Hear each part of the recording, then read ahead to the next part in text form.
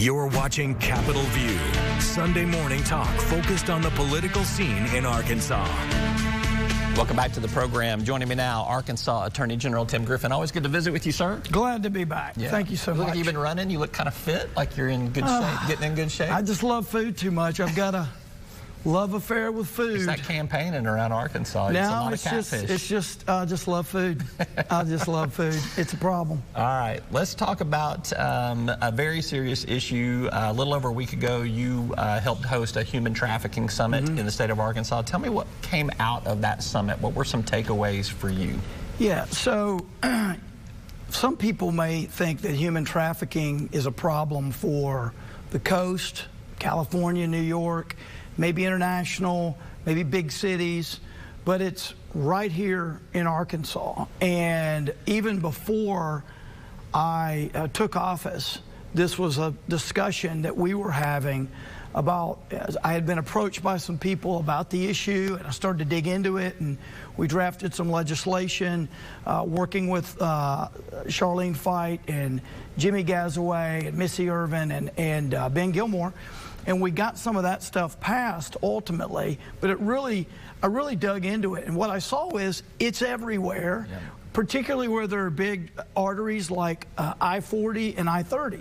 So there were two goals of this conference. I think we achieved both. Number one, we wanted it open to the public. We wanted to include, of course, law enforcement and victim services and all that, but we wanted it open to the public because the first thing we wanted to do is explain to people what is human trafficking, and we wanted to raise awareness. You had over 1,000 people. We had 1,500 people, and I believe that was the biggest event our office has ever held on anything.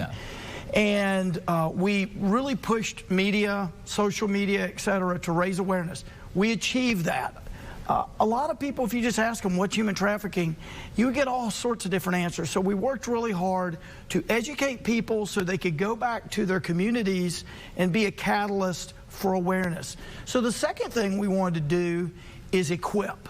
So raise awareness and equip. Equip people with the phone numbers and the avenues that they need in case they see something that looks suspicious. We were catering not only to law enforcement, as I said, but hoteliers, restaurant owners, people that own convenience stores and truck stops, because they're in a position to see a lot of people moving off the interstates.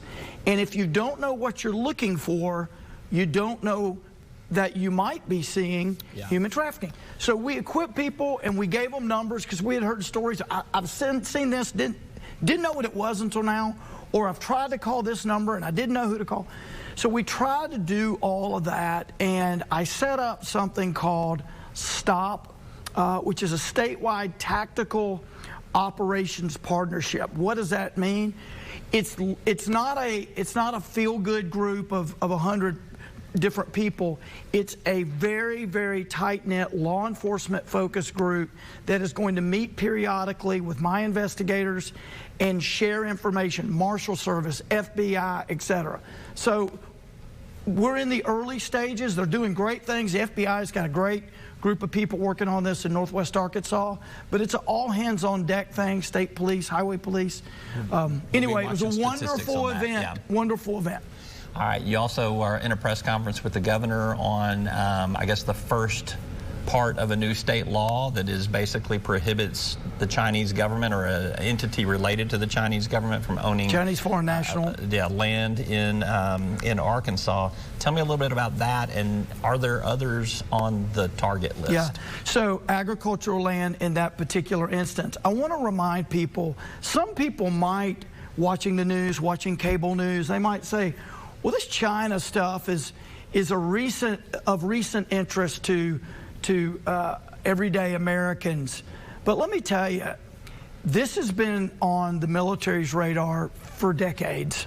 I've been in the military for 27 years. I think the public is probably 15 years behind where my concerns have been. This is not some anti-foreign investment deal because it's a different country, whatever. Look, the federal government has something called CFIUS.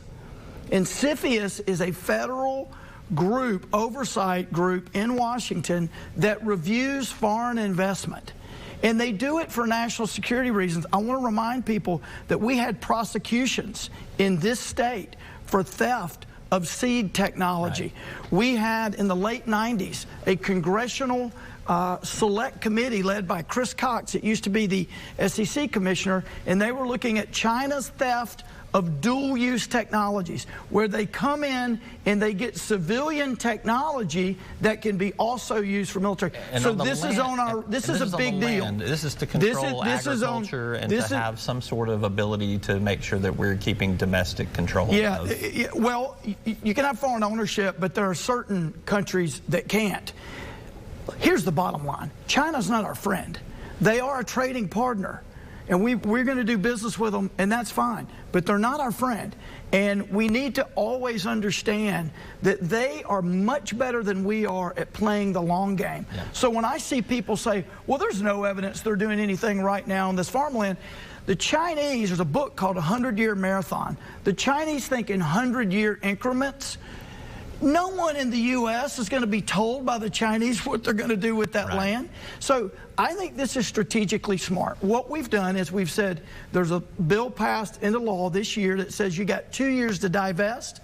They were on our list. Yeah. We notified them. Are any of the cryptocurrency groups that are, those crypto mining groups that are starting to get a lot of play in rural Arkansas, are any of those Chinese owned? And will that come into play? Let me just say that we're looking into all of that. We do. I will also say, and I'm going to work with the legislature on this, the laws currently do not give my office the reach that I wish we had. With regard, for example, if it's not agricultural land, it's not covered by the law that I referenced. If it's rented, it's not owned. Right. So you've got all these distinctions. I'll just say this: there's a lot of discussion about Chinese involvement in these, and let's just say that I'm investigating all that. All right. I got about a minute or two left here. I want to get your take on the drama in Congress from the last 3 weeks.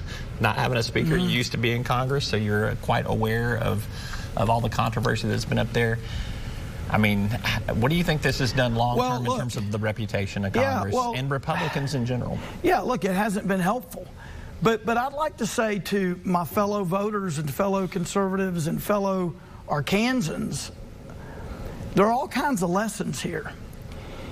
If you want certain sorts of purity test in politics, where someone's got to agree with you 100% or 90% or whatever, this is the outcome of that.